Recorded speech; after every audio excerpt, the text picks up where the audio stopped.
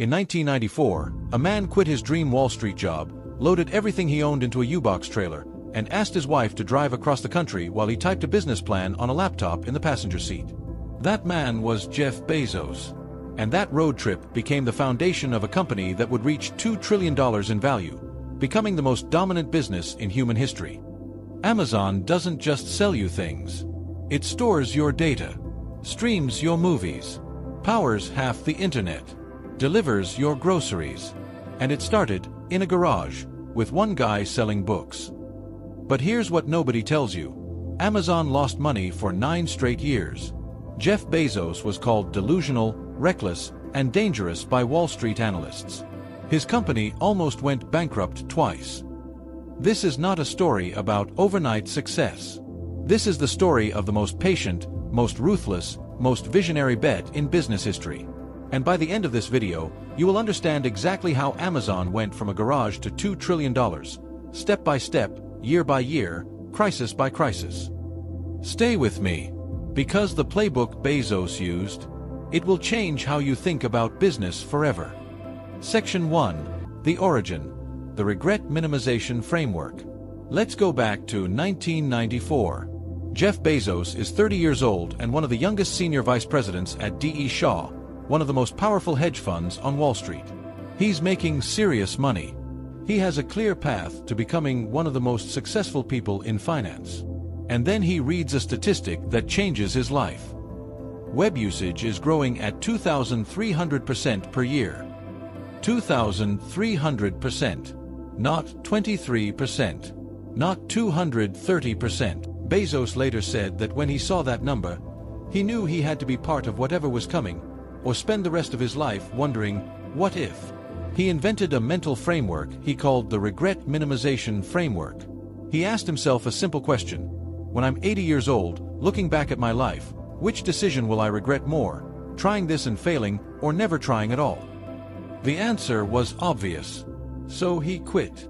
His boss at D.E. Shaw tried to talk him out of it. He took 2 days to think it over before saying no. He told his wife Mackenzie. She said, "Let's go." They loaded a U-Box trailer. Mackenzie drove. Jeff typed in the passenger seat. The destination, Bellevue, Washington. The mission, build an online bookstore. Why books? Simple logic. There were 3 million books in print at any time. No physical store could stock more than 150,000. But an online store could stock all of them. The internet wasn't a technology play, it was an inventory play. Jeff Bezos incorporated Amazon on July 5, 1994. He set up shop in his garage. His first employees were a handful of people who believed in his vision enough to take a massive pay cut. They used doors as desks, literally hollow-core doors laid on wooden legs, because Bezos thought buying actual desks was a waste of money. The door desk became an Amazon legend. It still exists as a symbol inside Amazon today, a reminder that every dollar saved is a dollar invested in the customer. Starting capital, $250,000 from Jeff's parents. His father later said he had no idea what the internet was. He invested in his son, not the idea. Section 2. The First Sale. Books, Bugs, and a Bell. Amazon.com went live on July 16, 1995. Within the first 30 days, with zero advertising, Amazon had received orders from people in all 50 U.S. states and 45 countries. Jeff Bezos had set up a bell that rang every time someone placed an order. In the first few weeks, everyone in the office would run over to see who had bought something and ask, "Do we know this person?" Within a few months, the bell was ringing so often they had to turn it off. In the first month, Amazon sold $20,000 worth of books per week. Bezos projected $74,000 in the first month. Actual result, over $20,000 in the first week alone. They were already ahead of every projection. But here's what made Amazon different from every other online retailer at the time. Bezos was obsessed with the customer experience in a way nobody else was. He introduced customer reviews, even negative ones. Every other retailer thought this was insane. Why would you let customers say bad things about products you're selling? Bezos said, because the truth builds trust. And trust builds long-term customers. He offered easy returns. He offered recommendations based on your purchase history. He wrote personal emails. He treated every customer complaint as a gift. Year 1 revenue, $511,000. Year 2 revenue, $15.7 million. That's a 30x increase in 12 months. No advertising. No celebrity endorsements. Just word of mouth from customers who couldn't believe how good the experience was. Amazon wasn't winning on price. It was winning on experience. And Bezos understood something that most business founders never grasp: the customer experience is the product. Section 3. The first big bet. Going public and going bigger. By 1997, Amazon was growing explosively. But Bezos faced a critical decision: stay small and profitable, or raise money and scale fast. He chose war. On May 15, 1997, Amazon went public on the Nasdaq at $18 per share. The IPO raised $54 million. And Bezos immediately did something that shocked Wall Street. He spent all of it, and then some. Instead of showing profits, Amazon plowed every dollar back into growth. More warehouses, more staff, more technology, more categories. Wall Street analysts were furious. They called him reckless. They said Amazon was a house of cards. One famous analyst predicted Amazon would go bankrupt by 2001. Bezos had a different philosophy. He called it get big fast. His logic: the internet was a land grab. Whoever built the largest customer base, the best infrastructure, and the most trusted brand first would own the future of retail. Profits could come later. Market share could not be rebuilt once lost. In 1998, Amazon expanded beyond books. Music, DVDs, electronics, toys. Each expansion was met with skepticism. Each time, Amazon dominated. Revenue in 1997, $147 million. Revenue in 1998, $610 million. Revenue in 1999, $1.6 billion. Amazon had crossed $1 billion in revenue faster than almost any company in history. But it was losing money on every single dollar of that revenue. Net loss in 1999, $720 million. And then came the crash. Section 4. The Dotcom crash. Near death and survival. In 2000, the Dotcom bubble burst. Hundreds of internet companies that had been valued at billions of dollars collapsed overnight. The Nasdaq lost 78% of its value. Amazon stock, which had peaked at $107 per share in 1999, crashed to $6 per share by 2001. $6. A 94% collapse. Lehman Brothers published a report declaring Amazon would run out of cash within months. The headline: Amazon.bomb. Major magazines published cover stories questioning whether Amazon would survive. Inside Amazon, the mood was grim. Bezos laid off 15% of the workforce, 1,300 people. He closed distribution centers. He cut costs everywhere except two things: technology and customer experience. Because here's what Bezos understood that Wall Street didn't. Amazon's problem wasn't the business model. It was the infrastructure costs. And infrastructure costs go down as you scale up. He made a brutal calculation: if we survive, we win. Because every competitor is dying right now. And he was right. One by one, Amazon's competitors went bankrupt. Webvan, Pets.com, Cosimo.com, eToys, they all collapsed. Amazon survived. In 2001, Amazon posted its first ever quarterly profit, $5 million. Small number, massive signal. Bezos sent a memo to staff that said simply, "We can be profitable. We chose not to be. Now we've proven we can. Let's get back to investing." The crisis had done something unexpected. It had forced Amazon to become operationally excellent. And that discipline, forged in near bankruptcy, would become the foundation of everything that came next. Section 5. The Platform Pivot. Amazon Marketplace and the Flywheel. Here's where Amazon's story gets genuinely brilliant. Because what Bezos did next was something no retailer had ever attempted. In 2000, even before the crash was over, Bezos launched Amazon Marketplace, allowing third-party sellers to list and sell products directly on Amazon's platform. His own retail team thought he was insane. They said, "We're inviting competitors onto our own website. Why would we do that?" Bezos's answer, "Because we don't make money selling things. We make money enabling transactions." The marketplace meant more products, more selection, more customers coming to Amazon. And Amazon took a commission on every sale, without holding any inventory. This was the beginning of what Bezos called the flywheel. More selection, more customers, more sellers, lower prices, better customer experience, more customers. Round and round. Forever. The flywheel, once spinning, is almost impossible to stop. And every business decision Amazon made from that point forward was designed to spin it faster. In 2002, Amazon launched Amazon Web Services in its early form, offering developers access to Amazon's technology infrastructure. At first, it was a small side project. Nobody outside Amazon took it seriously. That was a mistake. Revenue in 2002, $3.9 billion. Revenue in 2004, $6.9 billion. Still no meaningful profit. Still investing everything back. Wall Street was still furious. Bezos kept smiling. Section 6, the two bets that changed everything. Prime and AWS. Bet number 1, Amazon Prime. In February 2005, Amazon launched Amazon Prime. For $79 per year, customers got unlimited free 2-day shipping on millions of items. Internally, Amazon's finance team ran the numbers and told Bezos, "This will cost us hundreds of millions of dollars. We'll lose money on every Prime member."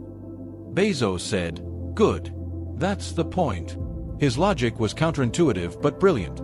A customer who pays an annual membership fee is now psychologically committed to using Amazon. They've already paid for shipping, so they default to Amazon for every purchase to justify the membership. Prime members don't comparison shop. They just buy. Prime membership average spend versus non-Prime. Prime members spend $1,400 per year.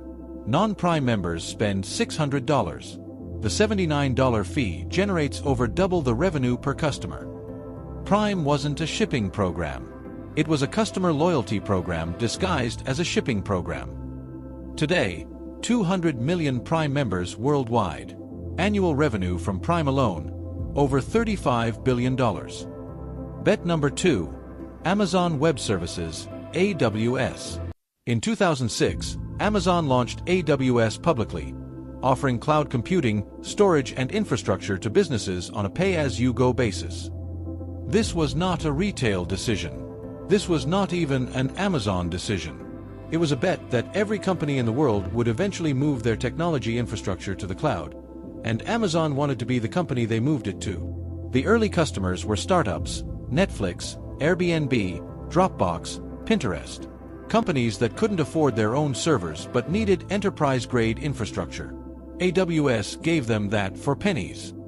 Bezos priced AWS so cheaply that it made no sense for competitors to enter the market. It was the same strategy as Prime: lose money now to own the customer forever. AWS revenue in 2006, negligible. AWS revenue in 2015, $7.8 billion. AWS revenue in 2023, $90.8 billion. Today, AWS powers 32% of all cloud infrastructure on Earth. Netflix, the CIA, NASA, Goldman Sachs, the UK government, all run on Amazon servers. Amazon is not a retailer that has a cloud business. Amazon is a technology company that has a retail business. And most people still don't understand that. Section 7, the expansion era, Kindle, Alexa, Whole Foods and beyond. With Prime spinning the flywheel and AWS generating billions, Bezos went on the offensive. Every year brought a new category, a new product, a new bet. 2007. The Kindle. Amazon didn't just sell books. Now it sold the device you read them on. The Kindle digitized the publishing industry and gave Amazon control of the entire reading ecosystem, from the book to the screen to the purchase. Traditional publishers were terrified. Amazon was delighted. 2014, Amazon Echo and Alexa. A voice-activated speaker that sat in your home and connected you to Amazon 24 hours a day. Every time you asked Alexa to reorder something, Amazon got a sale. Every time you asked about the weather, Amazon learned more about you. Alexa wasn't a product. It was a data collection machine. 2017. The Whole Foods acquisition, $13.7 billion. Amazon paid $13.7 billion to buy Whole Foods, a chain of 460 premium grocery stores. The retail industry collectively panicked. On the day the deal was announced, $22 billion was wiped from the market value of competing supermarket chains. Why did Amazon buy a physical store chain after spending 20 years proving physical retail was obsolete? Simple. Groceries. Food is the one category that's hard to ship reliably. By owning Whole Foods, Amazon got 460 warehouses in premium locations, an established customer base, and a foothold in the $800 billion U.S. grocery market. 2018. Amazon reaches $1 trillion in market value. Only the second U.S. company in history, after Apple, to reach that milestone. Revenue in 2017, $177 billion. Revenue in 2020, $386 billion. Revenue in 2023, $574 billion. The flywheel was spinning at a speed nobody had imagined possible. Section 8. The Controversies. The Price of Dominance. Here's the part of the Amazon story that most YouTube channels skip. Because the truth is, Amazon's dominance came with a serious cost. Warehouse workers. Amazon's fulfillment centers have been repeatedly criticized for brutal working conditions, injury rates significantly above industry average, extreme productivity quotas, workers afraid to take bathroom breaks. In the US, UK, and across Europe, investigations have uncovered what critics call a human cost behind the two-day delivery promise. Small businesses. Amazon's marketplace invited third-party sellers onto the platform, then used their sales data to identify winning products and launch competing Amazon Basics versions. Sellers built businesses on Amazon's platform, only to find Amazon had become their biggest competitor. Antitrust. In 2023, the U.S. Federal Trade Commission filed a landmark antitrust lawsuit against Amazon, alleging it illegally maintained monopoly power in online retail and used anti-competitive tactics to crush rivals.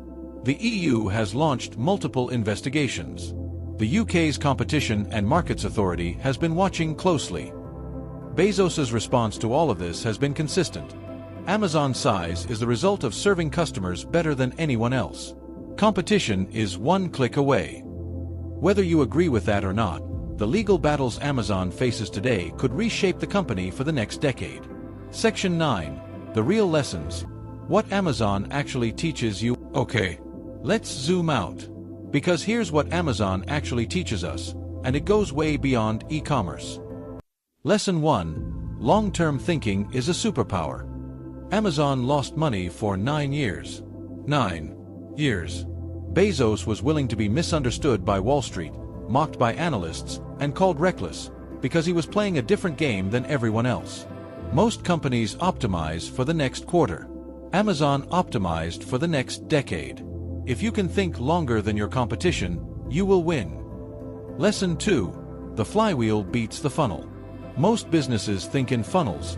Get customer, make sale, done. Amazon built a flywheel. Every element of the business feeds every other element. More customers fund more technology. More technology improves the experience.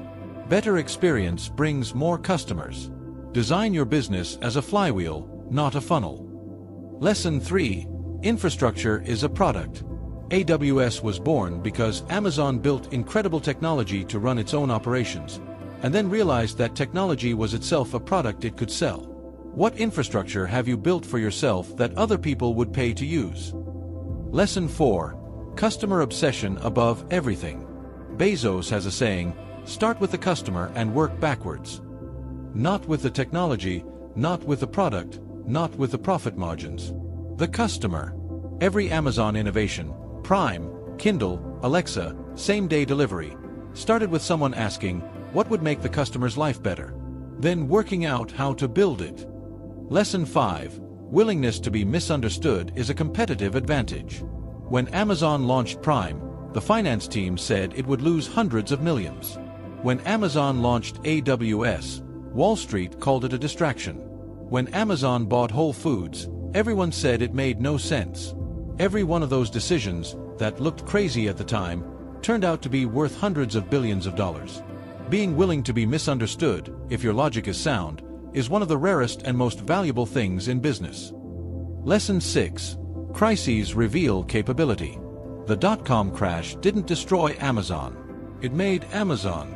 The pressure to cut costs, operate leaner, and focus only on what mattered most turned a cash-burning startup into a disciplined, operationally excellent machine. Your hardest moment might be building your most important muscle. Jeff Bezos didn't quit his Wall Street job because he was certain Amazon would work. He quit because he was certain he'd regret it forever if he didn't try. From a U-Box trailer and a garage in Bellevue to $2 trillion in value. From door desks and a ringing bell to powering half the internet. From selling books to selling everything, including the infrastructure the modern world runs on. 26 years. One flywheel. One obsessive focus on the customer. And a willingness to be patient and misunderstood for longer than anyone else was willing to wait. Amazon is not finished. They're moving into healthcare, satellite internet, logistics, and artificial intelligence at a scale that will define the next decade of business. The garage in Bellevue didn't produce a company. It produced a philosophy. And that philosophy, it's still running. If you found this story valuable, hit like, subscribe, and drop a comment below. See you in the next one.